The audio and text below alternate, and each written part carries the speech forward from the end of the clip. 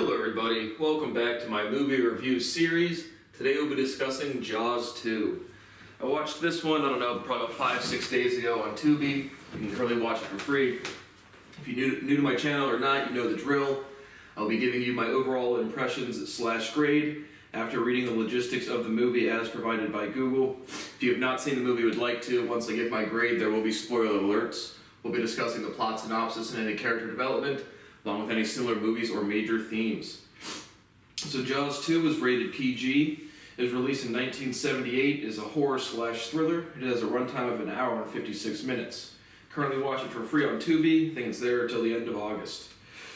But these older movies you can pretty much find streaming for free somewhere. It says, Google says it's thrilling, paranoid, and suspenseful. Years after the shark attacks that left Amity Island reeling, Sheriff Martin Brody, played by Roy Scheider, finds new trouble lurking in the waters. Mayor Vaughn, played by Murray Hamilton, wants to rid the beach town of the stain on its reputation. But the disappearance of a pair of divers suggests that all is not right. When Sheriff Brody voices his warnings about holding a sailing competition, everyone thinks it's post-traumatic stress, that is, until a shark fin cuts through the water. Originally released in 1978, so 3 years after the original one. Directed by Jeannot Szwarc. Did $208 million on the box office on a budget of $30. 74% liked it on Google, 2 out of 5 on Common Sense Something, 62% on Rotten Tomatoes, and 5.8 out of 10 on IMDb. So what did I think? Definitely a step down in entertainment value from the first one. Ironically, again, 3 years from 75 to 78, I don't know for sure, but I doubt there was too many big technological developments for cinematography or just movies, shooting, or audio in general.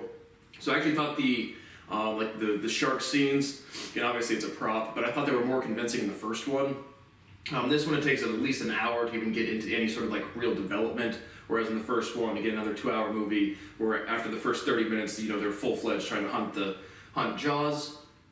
And so I thought the novelty of just the original movie, which I really thoroughly enjoyed, especially the first time watching it, I thought this one was just slower. I thought the musical score again was not as convincing with the the original drop of the dun dun dun dun dun dun. And so overall, I'm gonna give this a C. Just didn't really do anything for me. Not off-putting, but novelty had worn off from the first one. And the characters, a lot of screaming in this one, lots and lots of screaming, because there's a lot more kids in this one as opposed to adult characters. And so, a lot of screaming, not a lot of character development, plot was too slow, too long of a run time, and not that much novel after the first one. So if you've not seen it and would like to, I'm going to rush off the video, there will be spoiler alerts.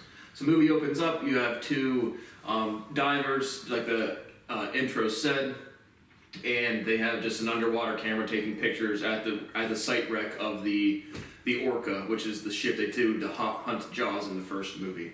And so, just an intro scene, the camera falls to the ground, blood turns, the water turns red, and then you get snapped back to Martin Brody.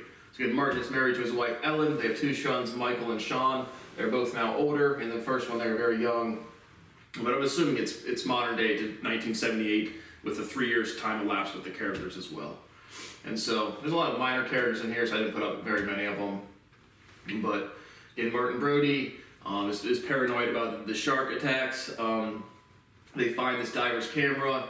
There is another person who goes, she's just skiing on just behind a jet ski, water skiing behind a jet ski, and it basically just goes up in flames. As the viewer of the movie, you see the shark bite it or eat the person and then bite the boat, or it burns up or something. I watched this one a week ago with doing other content, so I'm not going to remember it very well.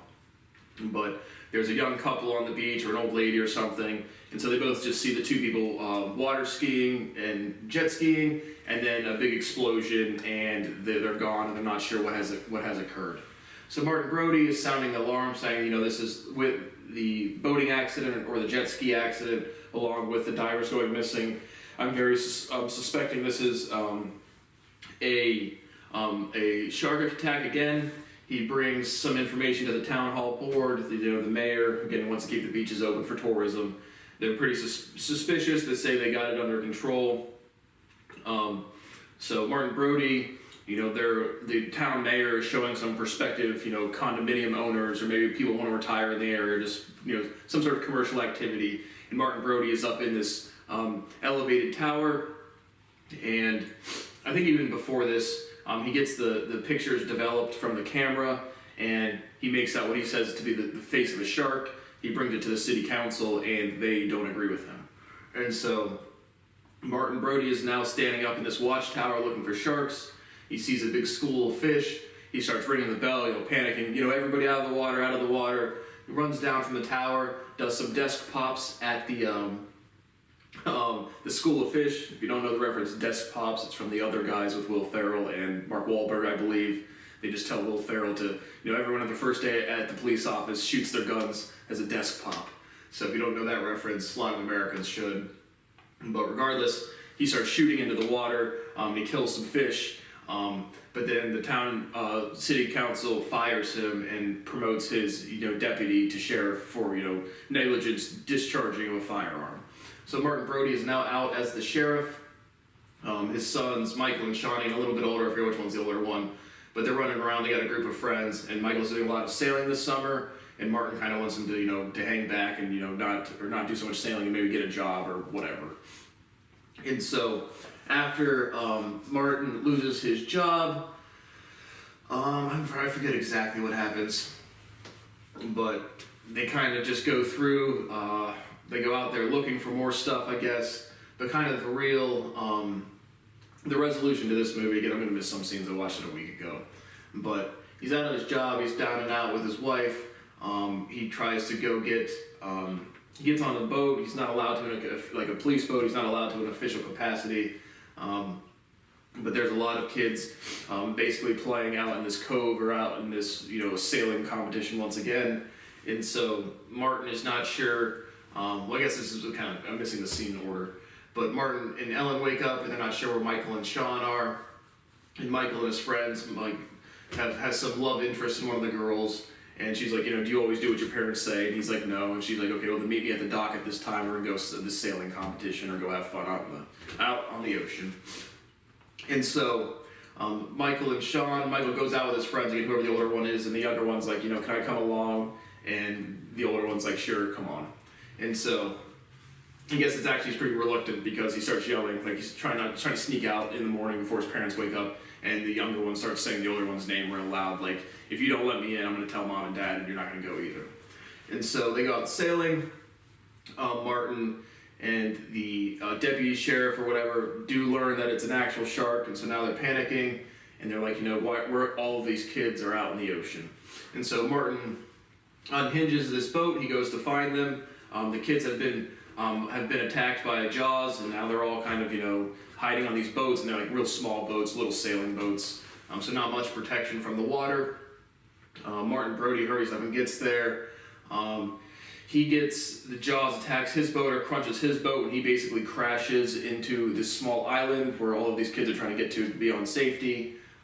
Jaws knocks over one of the boats, a couple kids are able to swim to safety, but earlier, when they were trolling for the bodies of the people that had died in the jet ski accident, they picked up this big electrified wire from under the ocean.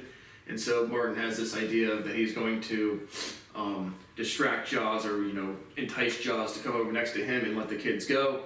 And so he basically just, kind of like, it's like a big rocky cliffside light tower type of area. And he goes out there, picks up this electrified wire, and starts hitting one of the oars from his boat on the wire. It attracts the Jaws, and then the resolution of the movie is the Jaws comes over and bites the electrified wire, and it just burns up and explodes. So now the kids are all safe, get another moment of release. I don't think nearly as convincing as the first one when he shoots the, smiley son of a bitch. But regardless, all the kids get to safety, and that is really the resolution of the movie. So there is a Jaws 3 and a Jaws Revenge that I might watch, maybe not, again, struggling to find more movies at this point. We'll hop over to a different service next month, maybe get some more novel ones or ones that I've already seen and really do enjoy. This one was just too redundant. Again, it took about an hour to even convince the characters in the movie that there was a Jaws, whereas opposed to after the first 30 minutes of the first one, you know exactly what's happening. Novelty had worn off for me. Again, the actual cinematography was more convincing in the first one.